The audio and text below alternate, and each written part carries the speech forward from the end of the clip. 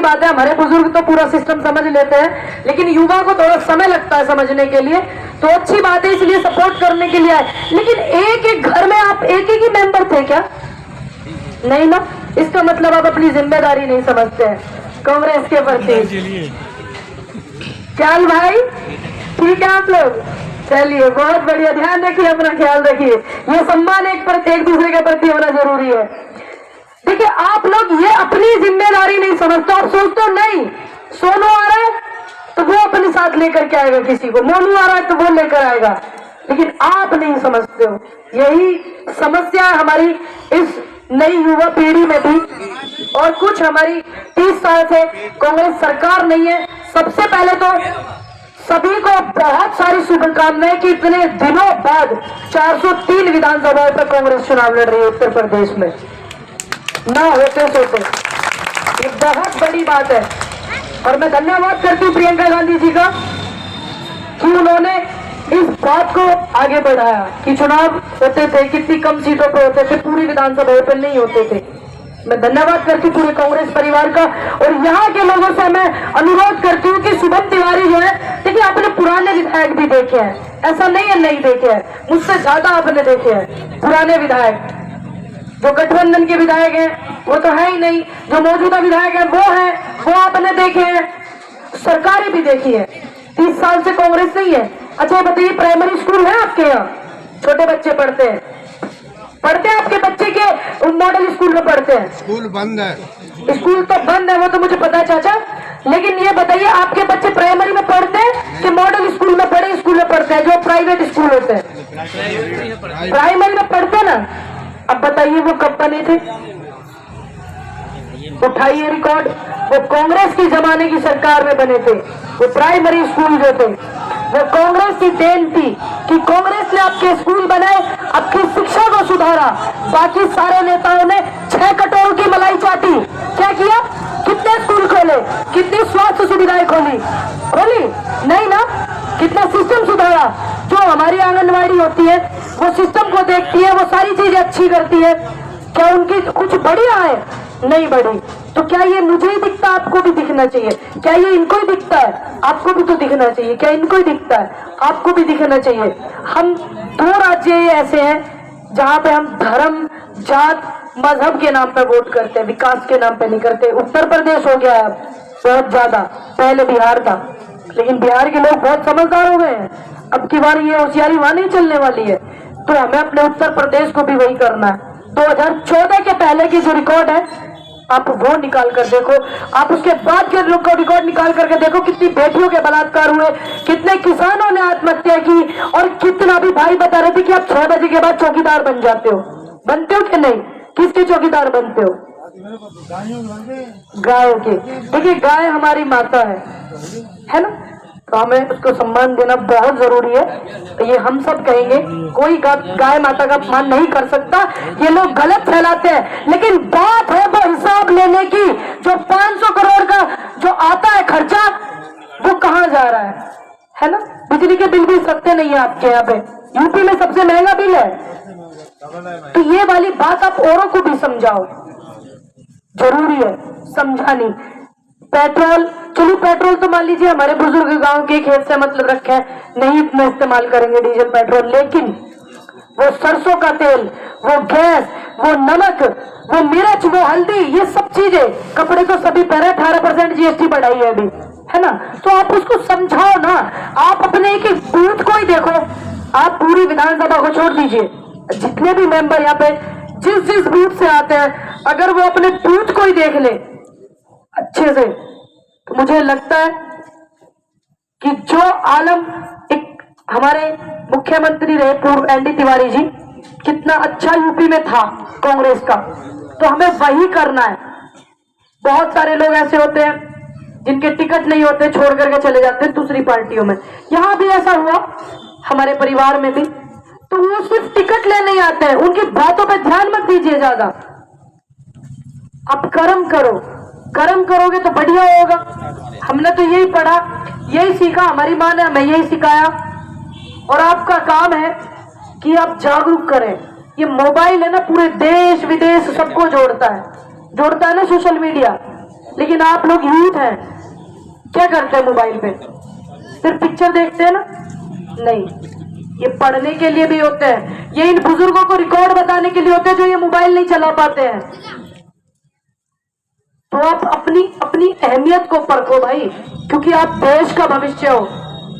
किसान देश का सम्मान है, युवा देश का भविष्य है, और देश की बेटी नारी शक्ति वो देश का स्वाभिमान है। इसको समझो। कौन खतरे में है बताइए? बता सकता है कौन है खतरे में इस समय? किसान, जवान, महिला, प्रशासन, पुलिस, है ना? कितनी दुखी है, क्योंकि हम तो अपनी बात बोल सकते हैं, क्योंकि हम आजाद हैं। वो बंधे हुए हैं, वो नहीं बोल पाते हैं। उनके अंदर की पीड़ा आप तब समझोगे, तब उनके बीच में बैठोगे कि वो कितनी तकलीफ में है। एक जवान, एक पुलिस कर्मचारी अपनी नौकरी दे इनको प्रदेश में, 40 साल सेवा दे, उसकी पेंशन नहीं देंगे। लेकिन एक एमएलए, एक एमपी 4 दिन रह जाए, 1 दिन रह जाए, 24 घंटे रह जाए, उसकी चलती रहेगी ताउम्र। यही, इसको समझिए तरफ को। अभी बड़े बड़े देश के उद्योगपतियों ने हाथ रखा हुआ है नरेंद्र मोदी जी के सर पे कि जाइए आप जो प्रधानमंत्री बनेंगे। बात वो नहीं कि देश के प्रधानमंत्री नरेंद्र मोदी बने, नहीं, बात वो है कि अगर कल को खटपट होने लग जाए, जैसे अभी हो रही थी इन उद्योगपतियों में और हमारे अहंकारी देश के प्रधानमंत्री में, कहीं वो हाथ हटा करके अपने बेटे के सर पे न रख दे और उसको प्रधानमंत्री न बना दे। दिक्कत यहाँ है, समस्या यहाँ है। सिस्टम को समझिए। क्यों नहीं आप ट्रैक्टर बुग्गी वाले आगे बढ़े? क्यों लोग तर्क देते हैं, बातें करते हैं कि देखो अभी तो गांव में घूमता था ना बुग्गी पे, और अब नेता बन गया है। तो क्यों नहीं बनेगा नेता आपका बेटा? बनना चाहिए, क्योंकि जब देश के प्रधानमंत्री अर्थशास्त्र वाले थे और देश के पूर्व प्रधानमंत्री जो स्वर्गीय चौधरी चरण सिंह, वो भी किसान के बेटे थे, तो हमारे देश की व्यवस्थाएं कितनी अच्छी थी। हमारे देश की वो आयरन लेडी प्रधानमंत्री पूर्व हमारी इंदिरा गांधी जी थी, डरी नहीं किसी से। देखा था ना बांग्लादेश वाला, देखा ना, वो थी। तो हमारे देश के माहौल अलग थे। ये लोग बहुत कहते हैं, आप भी समझाना इन बातों को जाकर के। ये कहते हैं कि वैक्सीन दिया, वैक्सीन दिया। किसी देश के नेता ने वैक्सीन आपको अपनी जेब से नहीं दिया, ध्यान रख लेना। ये कहते हैं अनाज दिया, अनाज दिया। क्या मोदी जी आए थे खेत में उगाने के लिए? नहीं आए ना, यही समझिए। क्योंकि मुझे याद है 2005 के समथिंग राशन मिलता था, और गरीबी रेखा से नीचे जीवन यापन करने वालों की लिस्ट में मेरे परिवार का नाम आता था, तो उस समय राशन मिलता था। ये लोग झूठ बोलते हैं, ये तुम्हारा पैसा जितना है टैक्स का, उसको प्रचार में कर रहे हैं।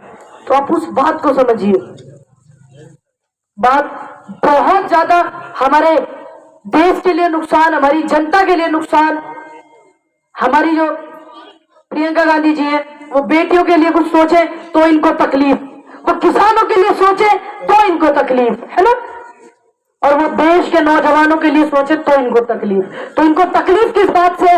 प्रियंका गांधी से इनको तकलीफ नहीं है, इनको तकलीफ है आप लोगों से, क्योंकि वो आपके बारे में सोच रही है। तो आप ये बात समझिए।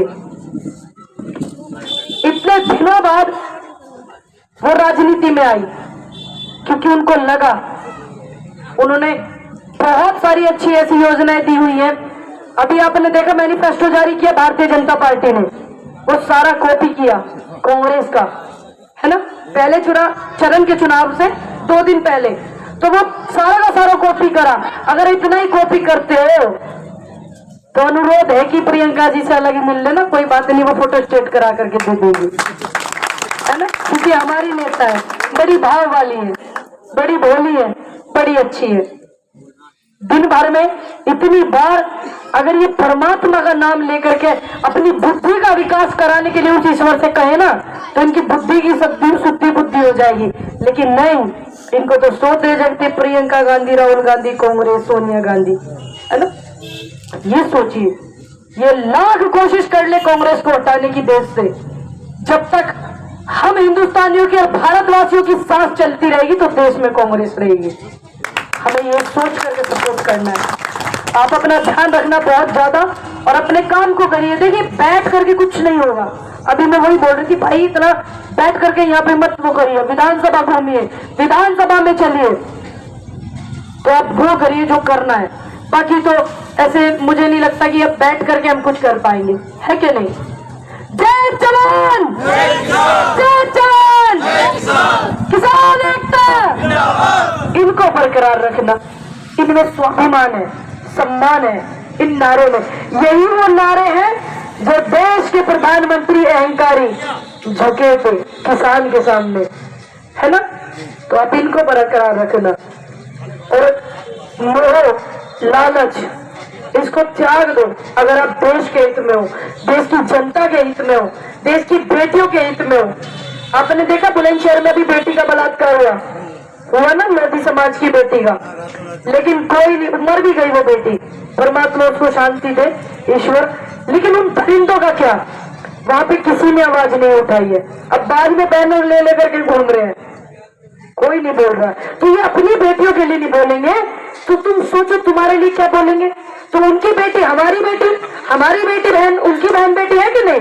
लेकिन ये बात उनको समझनी है। क्यों? क्योंकि वो लोग वो है जो मनुस्मृति पढ़ने वाले लोग हैं। तो उनसे कोई उम्मीद मत करना, कोई उनसे उम्मीद नहीं की जा सकती। मेरा अनुरोध है कि आप लोग खूब ज्यादा भाई जी को सपोर्ट करें, अमृतपुर विधानसभा से शुभम तिवारी जी को, और ढेर सारी शुभकामनाएं भाई आपको। भविष्य में जो युवा आगे बढ़ेगा तो आप देखना इतिहास लिखा जाएगा। जय हिंद, जय भारत, जय जवान, जय किसान।